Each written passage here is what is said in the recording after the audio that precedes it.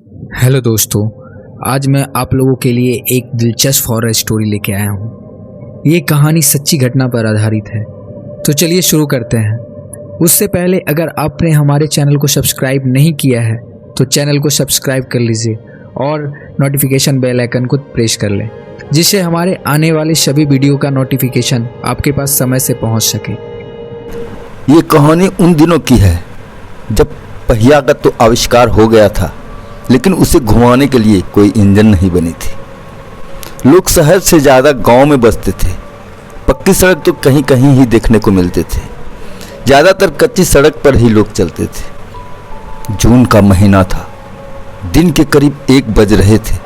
गर्मी इस कदर हावी हो रही थी, लग रहा था सब कुछ जला देगी। इक्के दुक्के लोग ही अपने घरों के बाहर थे, बाकी लोग छाया और ठंड जगह को सहारा बनाए हुए थे।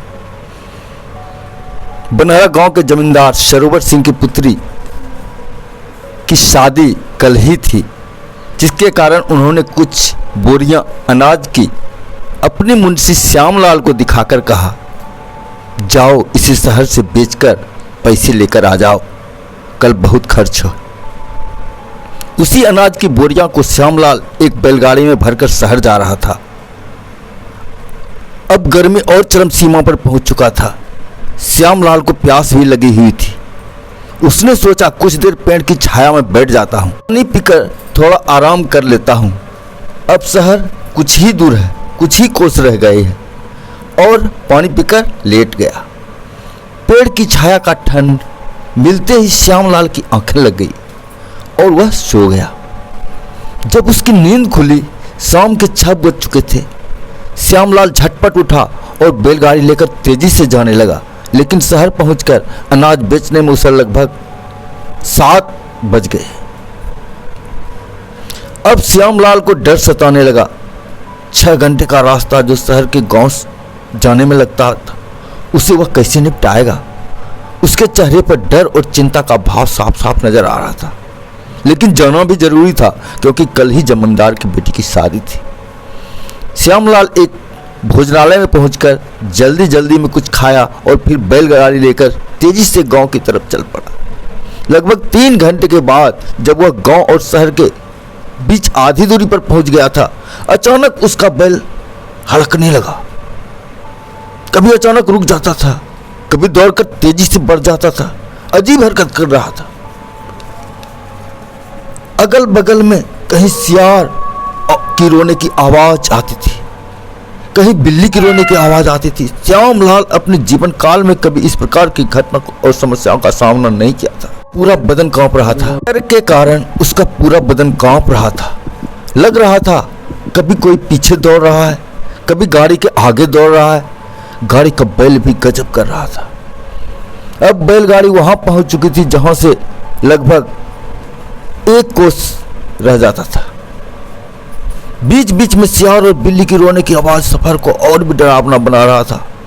अभी जंगल में बैलगाड़ी कुछ ही दूर गया था, अचानक एक बरगद के पेड़ के पास बैल बहुत जोर से भड़क गया और रस्से को तोड़ दिया और तेजी से दौड़कर गांव की तरफ भाग गया। अब श्यामलाल और डर गया। डर से वह कांप रहा था।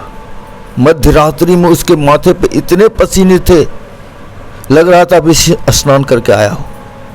वह सोच रहा था किसी तरह इस मुसीबत से निकलकर अपने गांव पहुंच जाऊं। वह गाड़ी को वहीं छोड़कर तेज कदमों से गांव की तरफ चल पड़ा। अभी कुछ दूरी चला ही था कि उसे लगा झाड़ियों के पीछे पत्थर पर बैठकर कोई रो रहा है। श्यामलाल सहम गया, लेकिन उसे लग रहा था कि यह कोई आदमी ही है। जब श्यामलाल उसके कुछ करीब पहुंचा, डरते हुए बोला, भाई कौन हो तुम और क्यों रो रहे हो? वो कुछ नहीं बोल रहा था, सिर्फ अजीब तरह की आवाज से रो रहा था। अब श्यामलाल उसके बिल्कुल करीब पहुंच गया था। जब श्यामलाल ने उसके नजदीक से देखा, उसका कोई चेहरा ही नहीं था। अब श्यामलाल के मुख से कोई आवाज ही नहीं निकल रहा था। अब वो इतना डर गया था कि कुछ बोल भी नहीं पा रहा था। वह डर को समेटकर किसी तरह वहां से तेज गति से गांव की तरफ भागा। तभी उसे लगा दूर से कोई लाइट लेकर इधर ही आ रहा है। श्यामलाल दौड़ के लाइट की तरफ भागा और जब उसके करीब पहुंचा, देखा वही आदमी जो वहां रो रहा था यहाँ लाइट लेकर आ रहा। इस का भी कोई चेहरा नहीं था। श्यामलाल वहीं गिर पड़ा। तब तक दोनों बैल जमींदार के घर पहुंच गया था।